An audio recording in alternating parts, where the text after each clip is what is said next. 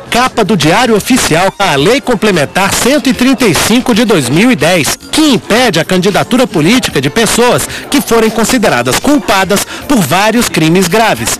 A lei é o resultado do chamado Projeto Ficha Limpa, uma iniciativa popular que chegou ao Congresso apoiada por mais de 1.300.000 assinaturas.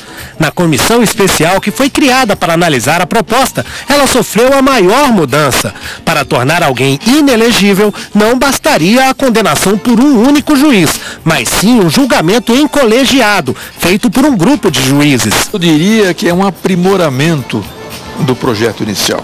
Quem quer continuar sendo tido como corrupto, como ladrão e de maneira geral? Como é que nós podemos admitir que alguém vai pleitear uma representação popular, se apresentar como candidato já tendo uma condenação criminal? Foi no Senado que aconteceu a mudança mais polêmica do Ficha Limpa.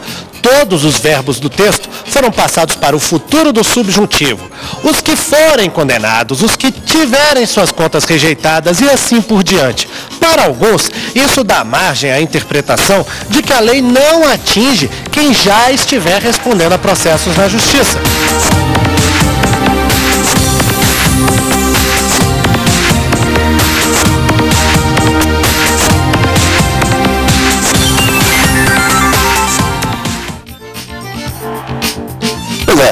A lei que proíbe a candidatura daqueles que foram condenados ou renunciaram para não ser cassados já está valendo. Mas, ao que tudo indica, a última palavra será do Supremo Tribunal Federal. Muita gente que se considera prejudicada pela medida alega que a lei fere o princípio de que todo mundo é considerado inocente até que se esgotem todos os recursos judiciais. Alguns conseguiram eliminar isso, garantindo o registro da candidatura. Outros não. Será que a lei Ficha Limpa vai pegar?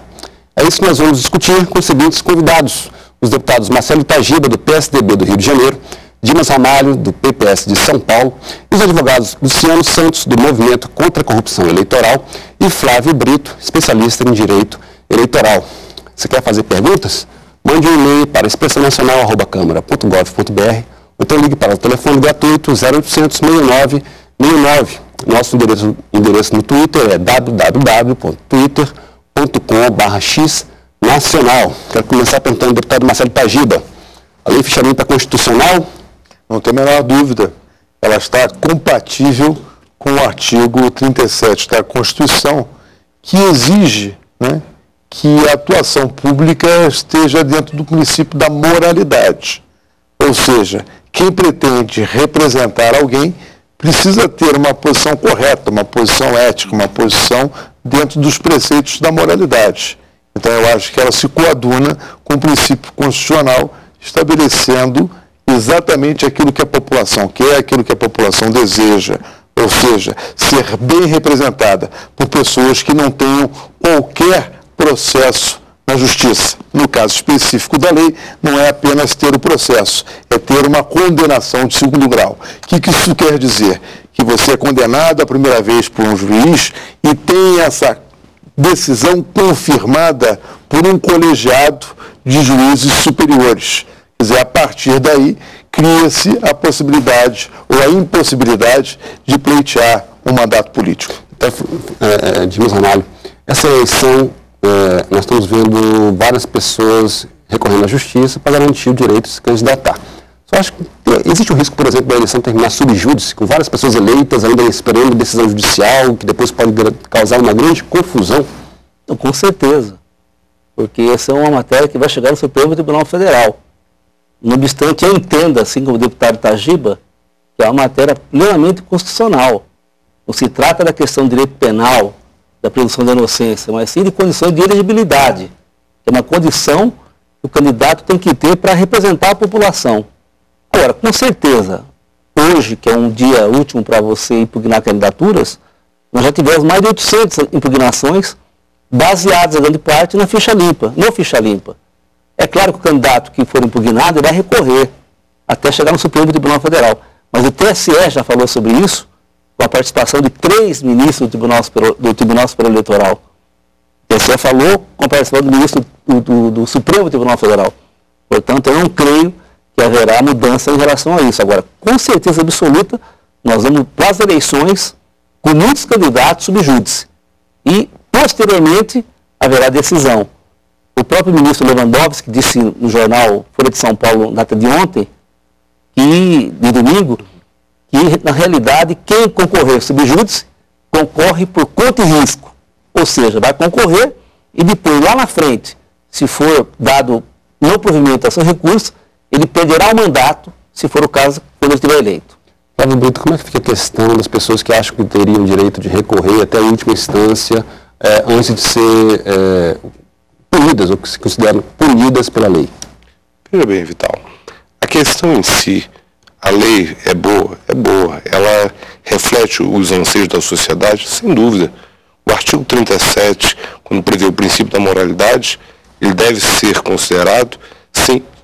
O que está em discussão, efetivamente, é a questão da aplicabilidade no decorrer destas eleições. Por quê?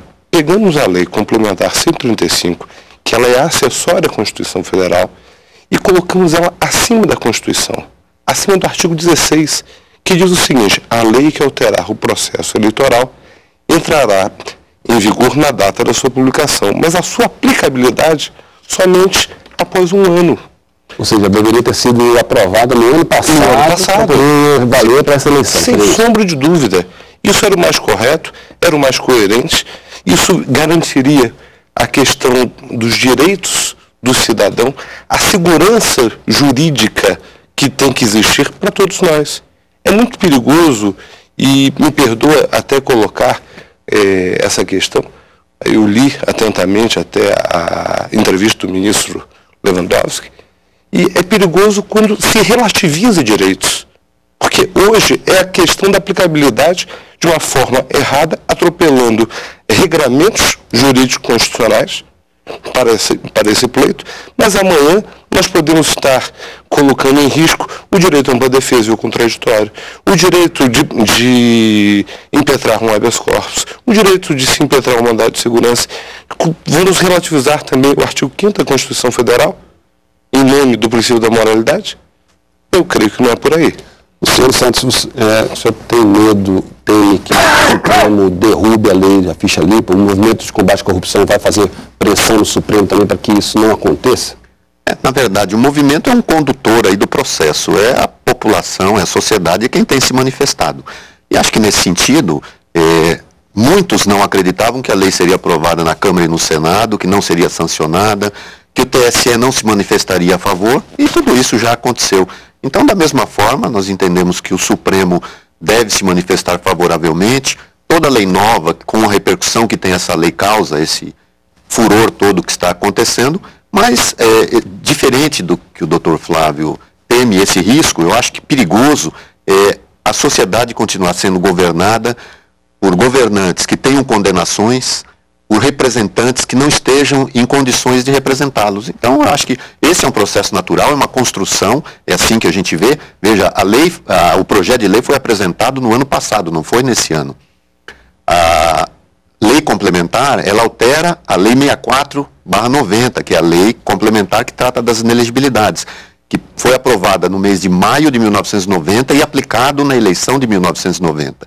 Então, com um precedente já importante. Então, eu acho que ela segue o seu caminho de construção e essa eleição é a grande experiência para corroborar tudo isso. Você sabe que eu, inclusive, havia apresentado um projeto, que é o projeto de número 519 de 2009, ainda mais rigoroso do que esse que foi apresentado. Porque no projeto que eu apresentei, criava a inelegibilidade a partir da condenação em primeiro grau. Era o projeto original que chegou aqui. Que era o projeto original que se coadunava com um projeto que eu também já havia apresentado. E eu sempre trago um exemplo muito interessante. Como todos sabem, eu sou delegado de Polícia Federal de carreira, né, por concurso público. E para fazer o meu concurso público, eu fui obrigado a tirar um sem número de certidões para dizer exatamente que eu não tinha contra mim nenhum processo para poder fazer o concurso público e tomar posse. Se eu tivesse algo contra mim, não poderia ser aceito pela corporação, ou seja, o Estado tinha o direito de me rejeitar. Então, a pergunta que fica é a seguinte: por que nós não temos o direito de rejeitar também